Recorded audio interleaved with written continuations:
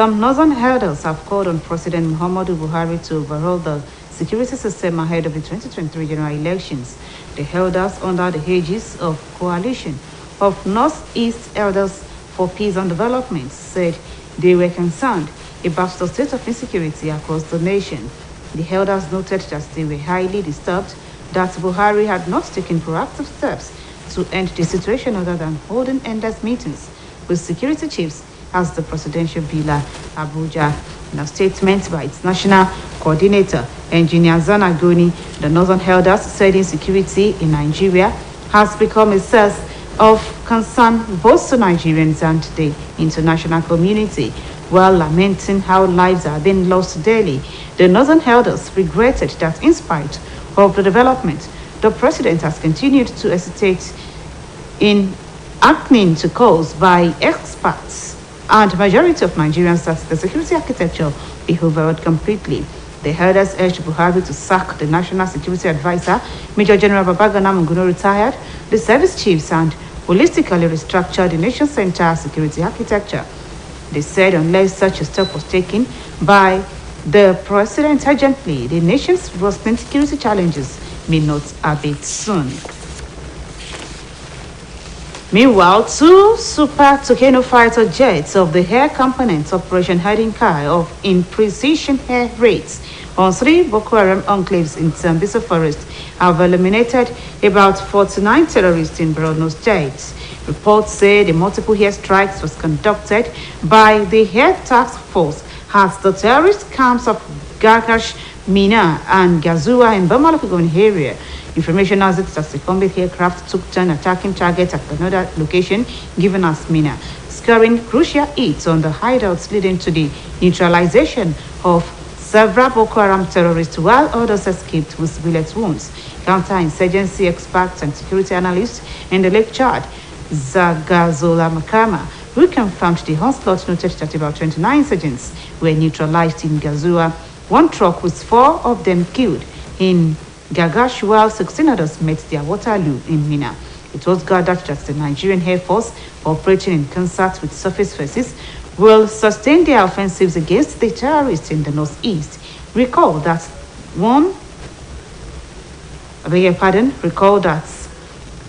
after the directive of President Muhammadu Buhari, the military High Command to go all out and stop the madness of terrorists and bandits, the chief of the air staff, Air Marshal Oladayo Hamao, charged Nigerian Air Force operational commanders to show no mercy and ensure they employ maximum firepower against terrorists causing insecurity in the country.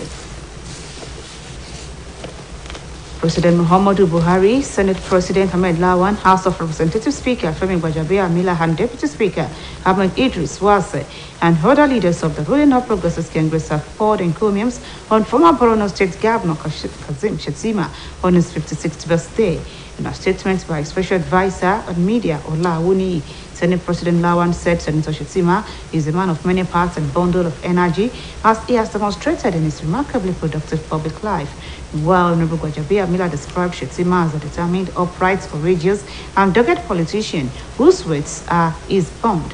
The Speaker said the APC vice presidential candidate has achieved a lot and still has more contributions to make to Nigerians, while wishing Shettima many more years of sound health and increased wisdom. In a statement by his Chief Press Secretary Umar Muhammad Puma, Deputy Speaker Wase prayed God grant him many more years and good health to continue to render service to the country. Similarly, Osun State Governor Mr. Adeboyega Oyetola has congratulated former Borno State Governor and Vice Presidential candidate of the All Progressives Congress, Senator Kashim Shettima, on the occasion of his 56th birthday. In a statement by his Chief Press Secretary Ismail Lumipidon, Governor Oyetola described Shettima as a patriotic Nigerian, progressive politician, and seasoned administrator that has made sterling contributions towards nation building. Governor Oyetola recalled how the celebrant, as the governor of Borno State, raised the bar of good governance in the state, leaving behind a legacy of outstanding achievements and projects that are still visible and beneficial to the people of the state. He added that despite the challenges of insecurity, Shettima laid a solid foundation that Governor Babangana Zulum is building on today, adding that posterity would be kind to him. Governor Itola therefore prayed Allah grant him many more years of happiness, good health, and strength for continued service to his people, Nigeria, and humanity as a whole. Osun State chapter of the All Progressives Congress has cautioned the Transition Committee of the Governor-elect, Senator Ademola Adeleke, to desist from falsely accusing Governor Itola's administration of unsubstantiated sharp practices. The chairman APC, Prince Boyega Famodu, in a statement by his media advisor, described the accusations of the Transition Committee as unfounded and frivolous. He reminded the Governor-elect Transition Committee on the need to tread softly, stressing that Governor Adegoyega Itola's subsisting administration is a product of the Constitution of the Federal Republic of Nigeria, whose tenure of 4 years graciously ended on November 27. He told the record that the Transition Committee of the Governor-elect, in a statement signed on behalf of the Media Publicity Subcommittee by Olawale Rashid, accused the Governor Oyetola's led administration of illegal diversion of funds, among others. Wife of the Governor, Mrs. Kofaya Oyetola, has received the Global Exemplary Leadership Award from a United Kingdom-based non-governmental organization, Global Women Inventors and Innovators Network. The award, according to the NGO, is in recognition of her humanitarian services and commitment to impact on the lives of the masses, including our consistent efforts in advocating maternal, child, and adolescent sexual and reproductive health, enhancing the standard of living of women and children, as well as creating gender equality. Mrs. Oyetola was the only Nigerian awarded out of the 32 awardees selected across the globe for the award. Her interventions and quick response towards championing the betterment of women and girls, advancing their quality healthcare service delivery, leading a public campaign in the elimination of open defecation in the states, among others, were part of the yardsticks with which she was considered for the award. Presenting the award to the First Lady in the presence of the Governor has the Government House, Oshobo, the representative of the Global Women Innovators and Initiators Network in Nigeria, Engineer David Abu-Osege, said the nomination of Mrs. Oyetola followed rigorous selection and highly competitive process. He noted that the nomination and selection were in reciprocation of the various advocacy intervention programs executed by Mrs. Oyetola that were targeted at advancing the cause of women and children, particularly the vulnerable citizens, as far back as year 2004. In her acceptance speech, Mrs. Oyetola appreciated the kind gesture of the organization for finding her worthy of the award, describing it as motivation to do more. Similarly, Governor Adegoyega Oyetola congratulated his wife and lauded the organization for considering her for the Nobel Award. The grand finale of the 50th Founders Day anniversary of Ebekun Secondary Commercial Grammar School holds tomorrow. In a release signed by the President, National Association of Old Students of the school, Otumba Abdulwahab Adewoyi, who doubles as the chairman of the Anniversary Planning Committee. Activities marking the celebration includes an anniversary lecture with the topic Golden Jubilee Anniversary, Remembering the Past, Appreciating the Present and Inspiring the Future, will be delivered by Engineer Oluwatoyin Kadiri, Rector, the Polytechnic University. The release added that commissioning of projects, foundation laying ceremony of permanent infrastructure, fundraising, luncheon, and award ceremony are part of events which will take place in the school premises in the morning. And on sports, ahead of the second leg clash of the final African Nations Championship qualifier against Nigeria tomorrow, the Ghana Football Association announced that Black Galaxies friendly match against FC Samates has been cancelled. The GFA made the announcement on its social media handle, adding that the decision to cancel the friendly was to enable the coach and the workers' side focus on their all-important clash against Nigeria as the Moshood Abiola National Stadium in Abuja. Ghana holds a 2-0 advantage from the first leg and will hope to get the job done, while in Nigeria for the second leg. According to the Federation, the Black Galaxies are in Nigeria now, ahead of the return leg of the CHAN qualifier. The Galaxies were initially scheduled to face the newly promoted Ghana Premier League side at the Cape Coast Stadium next week. Should Salisu Yusuf's men fail to overturn the result in Abuja, it would be the second time in 6 months that Ghana would stop Nigeria from taking part in major football competitions after the Black Stars denied the Super Eagles a chance to participate as the Qatar 2022 World Cup earlier this year. On the foreign scene, United Nations nuclear experts have made their first inspection of the Russian-held Zaporizhzhia power plant in Ukraine and are to maintain their presence there. International Atomic Energy Agency Chief Rafael Grossi said the plant and physical integrity of the plant had been violated several times. The inspectors were accompanied to the plant by Russian soldiers after a risky journey delayed by shelling. It was gathered that Russia and Ukraine accused each other of trying to sabotage the mission. Zaporizhzhia in southern Ukraine is Europe's largest nuclear plant and was occupied by Russia soon after it invaded Ukraine in February. Ukrainian staff who continue to operate the plant say Russian troops have used it as a military base and that workers are in effect held at gunpoint. Ukrainian President Volodymyr Zelensky said he hoped the inspectors would draw objective conclusions, but lamented the absence of international journalists among the delegation. That ends the evening news on OSBC television. We thank you for watching. Join us at 7 for the major reports. Good evening.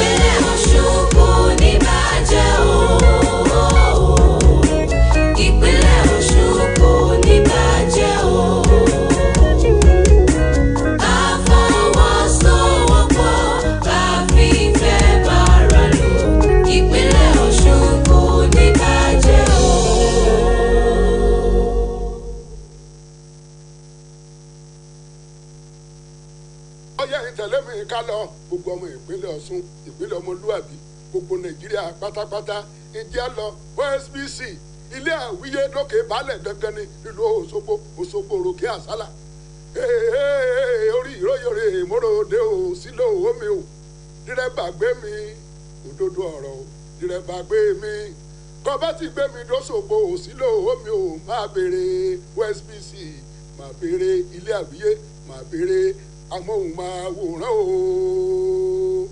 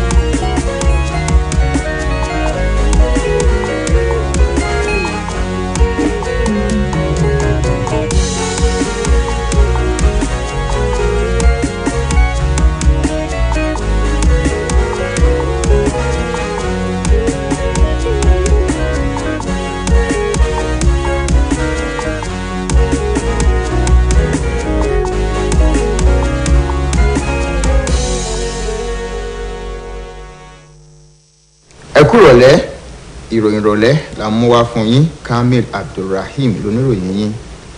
Àwọn adarí lápá àríwá ilẹ̀ yìí ti rọ ààrẹ Muhammadu Buhari pé kó wójútùú sí ìpèníjà ètò ààbò tó ń fi orílẹ̀-èdè yìí lápè ṣáájú ìdìbò gbogbogbò ọdún tó bọ̀. Àwọn adarí lábẹ́ àgbáríjọ àwọn adarí lápá ìlà oòrùn àríwá ilẹ̀ yìí tí wọ́n wà fọ́rọ̀ àlàáfíà àti ìdàgbàsókè ṣàlàyé pé ọ̀rọ̀ ìpèníjà ètò ààbò orílẹ̀-èdè yìí jẹ àwọn lógún jọjọ. Wọ́n ṣàlàyé pé ìpèníjà náà ti ń di àìlásọ lọ́rùn pàká tó ti di àpérò fún gbogbo ọmọ eriwo. Táàrẹ Buhari sì bo ẹ̀kẹ́ diwọ́ lórí ìgbésẹ̀ láti fòpin sí ìpèníjà náà dípò gbígbé ìgbésẹ̀ akin ṣe ló ń fojoojúmọ́ sí ìpàdé pẹ̀lú àwọn olórí ẹ̀ṣọ́ aláàbò nílẹ̀gbẹ́ ààrẹ l'Àbújá. Inú àtẹ̀jáde tí alámòjútó ikọ̀ náà ẹnjìnìà Zanagoni fi síta ló ti sọ pé àwọn adarí lápá àríwá ilẹ̀ yìí wòye pé ìpèníjà ètò ààbò orílẹ̀-èdè yìí ti di èyí tó ń kọ gbogbo ọmọ orílẹ̀-èdè Nàìjíríà àtàwọn àjọ àgbáyé lóminú. Nígbà tí wọ́n bẹnu àtẹ́lu bọ́pọ̀ ẹ̀mí ṣe ń ṣòfò lójoojúmọ́ lórílẹ̀-èdè yìí, àwọn adarí lẹ́kùn náà sọ pé láì fi bí ìṣẹ̀lẹ̀ náà ṣe ń fojoojúmọ́ peléke ṣiṣẹ́ síbẹ̀ ààrẹ Buhari kọ̀ láti ṣàmúlò àwọn ọlọ́pọlọ pípé ẹ̀dá tí wọ́n nímọ̀ kíkún nípa ètò ààbò káyípadà tó lóòrín lè wà lẹ́ka ètò ààbò orílẹ̀-èdè Nàìjíríà. Àwọn adarí náà wá rọ ààrẹ Buhari pé kó yọ ìdámọ̀ràn pàtàkì rẹ̀ lórí ètò ààbò ajagunfẹ̀yìntì Baba Gani Amọ̀kùnú àti àwọn ọ̀gá elétò ààbò yòókù nípò káyípadà tó lóòrín sì bá ètò ààbò orílẹ̀-èdè yìí pátápátá. Wọ́n fi kún pé bá ààrẹ Buhari bá fi kọ̀ láti gbé ìgbésẹ̀ bẹ́ẹ̀, àfàìmọ̀ kí ìpèníjà ètò ààbò orílẹ̀-èdè yìí kó má burú jáì ju tàtẹ̀yìnwá lọ. Ọkọ̀ òfurufú ìjagun Tucano táwọn ikọ̀ ológun Operation Adinkai lò ti gba ibùba mẹ́ta tó jẹ́ ibi tí inú igbó ikọ̀ Boko Haram tó wà ní Sambisa yẹbẹyẹbẹ tí wọ́n sì gbẹ̀mí àwọn onísùmọ̀mí 49 nínú aginjù tó wà ní ìpínlẹ̀ Borno. Èyí fi hàn pé ikọ̀ ológun ojú òfurufú náà gba ibùba àwọn onísùmọ̀mí tó wà ní ibùdó Gagashi, Mina àti Gazura ní ìjọba ìbílẹ̀ Bama ní ìpínlẹ̀ náà jẹ́. Ìròyìn fìdí rẹ̀ múlẹ̀ pé ikọ̀ ológun tún kọlu ibùdó míì ní Mina níbi tí wọ́n ti gbéná wojú ọ̀pọ̀ ikọ̀ Boko Haram tí àwọn kan sì sá lọ pẹ̀lú ọta ìbọn lára wọn. Onímọ̀ nípa ètò ààbò ní Lake Chad, Zagazola Makama, ẹni tó fìdí rẹ̀ múlẹ̀ nípa akitiyan ikọ̀ ológun náà ṣàlàyé pé àwọn onísùmọ̀mí 29 lòkété bọ́ọ̀lù mọ́ lọ́wọ́ ní Gazuwa. 4 nínú wọn ló dágbére fáyé ní Gagashi nígbà táwọn 16 míì náà tún gbèkúrú jẹ lọ́wọ́ ẹbọra ní Minna. Àwòrán ti pé lẹ́yìn táàrẹ Muhammadu Buhari ti pàṣẹ fáwọn adarí iléeṣẹ́ ológun pé kí wọ́n gbé gbóná fáwọn onísùmọ̀mí tí wọ́n domi àlàáfíà orílẹ̀-èdè yìí rú, ní olórí ikọ̀ ológun ojú òfurufú Ọládayọ̀ Àmọ́ ti gba àwọn òṣìṣẹ́ abẹ́rẹ́ níyànjú pé káwọn náà sán tòbí wọn kó yí dán láti rí i pé òpin dé bá ètò tí kò Boko Haram ń pa lórílẹ̀-èdè Nàìjíríà.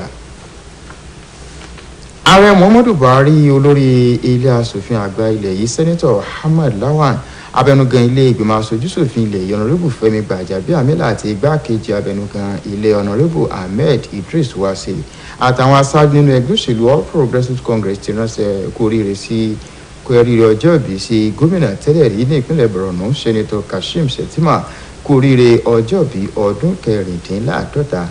Àtẹ̀jáde tí olùdámọ̀ràn pàtàkì fétò ìròyìn fún lórí ilé asòfin àgbà Ọlá Awoniyi fi síta lórúkọ Sẹ́nẹ́tọ̀ Lawan ni ó ti sọ pé ọkùnrin takuntakun ni Sẹ́nẹ́tọ̀ Shettima tó sì ṣàfihàn ara rẹ̀ láwùjọ. Bákan náà ni Honorable Gbàjàbíàmílà ní olótìtọ́ olóṣèlú tó gbójú gbóyà ní ọlọ́jọ́bí.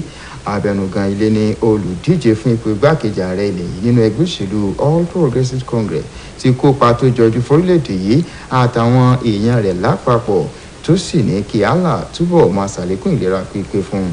Nígbà tí igbákejì abẹnugan ilé Honorable Borno tó sì mú ìjọba rere bá ìpínlẹ̀ ọ̀hún tó mú kó fi hàn lọ́lẹ̀ pẹ̀lú àwọn àṣeyọrí aláìlẹ́gbẹ́ àtàwọn àkànṣe iṣẹ́ tó lapa rere láyé àwọn èèyàn ìpínlẹ̀ Borno. Òrùkùn pé láìwo ìpèníjà tó ń bá ètò ààbò ìpínlẹ̀ náà, Sẹ́nẹ́tọ̀ Shettima mọ́lé àpẹẹrẹ rere tí gómìnà Baba Gana Zulu mọ́lé lórí ohun àfikún pé àwọn èèyàn ìpínlẹ̀ Borno kò ní gbàgbé rẹ̀ láéláé gómìnà oyetola wá gbàdúrà pé kọ́lọ́n kó túbọ̀ fún un ní ayọ̀ ìlera pípé okun àti agbára láti fi sin àwọn èèyàn orílẹ̀-èdè nàìjíríà.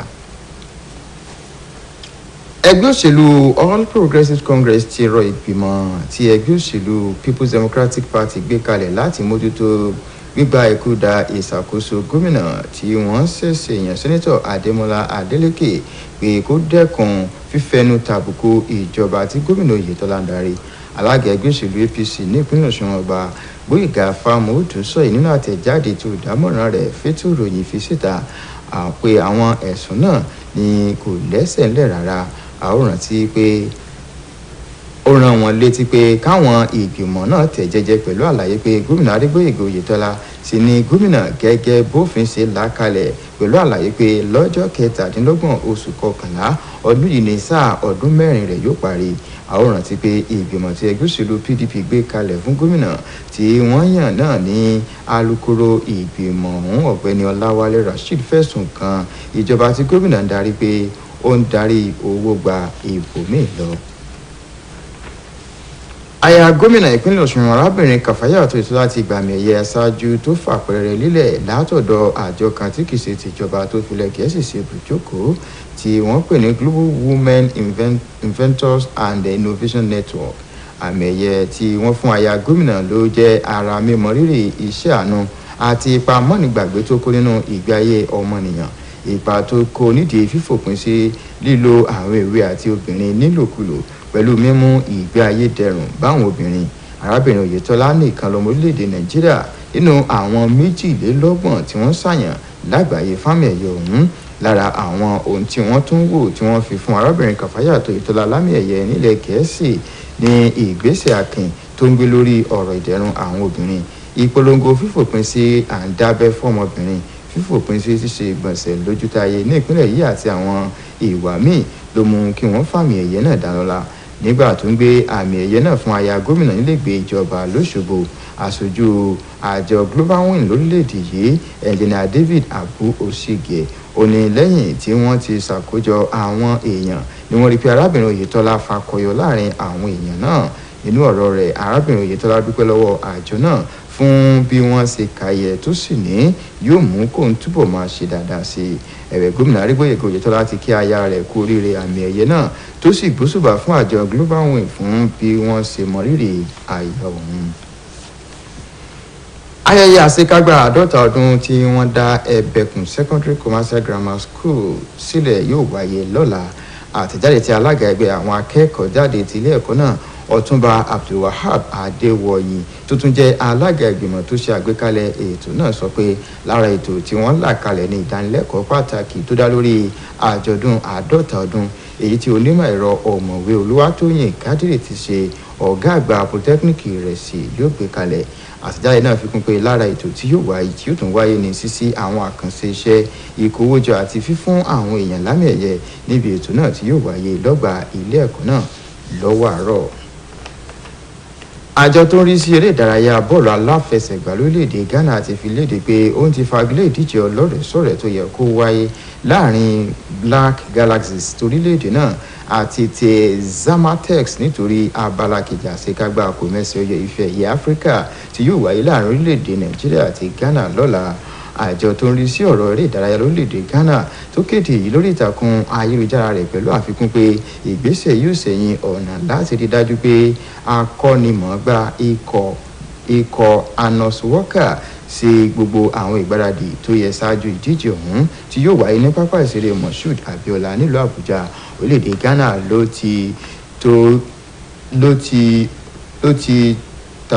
ti fàgbà han ikọ̀ agbábọ́ọ̀lù orílẹ̀-èdè yìí pẹ̀lú àmì ayò 2-0 ní abala àkọ́kọ́ ìdíje náà pẹ̀lú ìrètí pé ikọ̀ náà yóò kógojá nígbà tó bá kojú orílẹ̀-èdè yìí lábala kejì ìdíje ọ̀hún. gẹ́gẹ́ bí àjọ náà ṣe wí ikọ̀ Black Galaxies ni yóò máa gbéra lọ sí ìlú Àbújá lónìí ṣáájú ìfẹsẹ̀wọnsẹ̀ náà tí yóò wáyé. bákan náà ni ikọ̀ Black Galaxies yóò tún máa kópa nínú ìdíje Ghana Premier League lọ́sẹ̀ tó ń bọ̀. àwọn akọ́ṣẹ́mọṣẹ́ tó mọ̀ nípa nǹkan ìjà olóró ti ṣàbẹ̀wò sí ibùdó àwọn ohun ìjà olóró tí ó wà ní Zaporizhzhia tí Russia gbàkóso èyí tó wà ní Ukraine tí wọn yóò sì wà níbùdó ọ̀hún. Adarí fẹ́ka tó rí sí ohun ibùdó ohun àmúṣagbára lágbàáyé Rafael Grossi sọ pé ọ̀pọ̀ àlùbá ni wọ́n ti ń ṣe sí ibùdó náà lọ́pọ̀ ìgbà. Àwọn ológun orílẹ̀-èdè Russia ló bá wọn olùbẹ̀wò lọ sí agbègbè náà láì wo bí ìdádúró ṣe ń bá ìrìn àjò wọn. Àrígbọ́ pé ṣe ni Russia àti Ukraine náà ká àbùkù síra wọn lórí àbẹ̀wò náà. Ibùdó tí wọ́n ti ń pèsè àwọn ohun èlò ìjagun náà ló wà ní Zaporizhzhia lẹ́kùn gúúsù Ukraine tó sì jẹ́ ibùdó nǹkan ìjagun tó tóbi jùlọ lẹ́kùn Europe. Torílẹ̀-èdè Russia sì gbàkóso agbègbè náà látòṣù kejì ọdún tí wọ́n ti dẹ́yẹ sí Ukraine. Àwọn òṣìṣẹ́ tó jẹmọ́ orílẹ̀-èdè Ukraine tí wọ́n ń ṣiṣẹ́ ní ibùdó náà sọ pé àwọn ológun Russia ló ń lo ibùdó náà bí ibùdó ìjagun wọn tí wọ́n sì ń gbé ìbọn sáwọn lọ́rùn láti ṣiṣẹ́. Ààrẹ orílẹ̀-èdè Ukraine Volodymyr Zelensky sọ pé òun nígbàgbọ́ pé àbẹ̀wò àwọn èèyàn yìí yóò jẹ́ kí wọ́n lè fẹnukò lórí ọ̀rọ̀ náà ṣùgbọ́n tó bẹ̀lú àtẹ́lu bí kò sí sáwọn oníròyìn lára àwọn ikọ̀ ọ̀hún. Ìròyìn ìrọ̀lẹ́ wa fún ti tàkókò yìí kò jù báyìí rẹ̀ pàdé wa láago 8 àgbáyé nígbà táwọn mú àkójọpọ̀ ròyìn wá fún yín títí ìgbà náà ẹ kú ojú lọ́nà.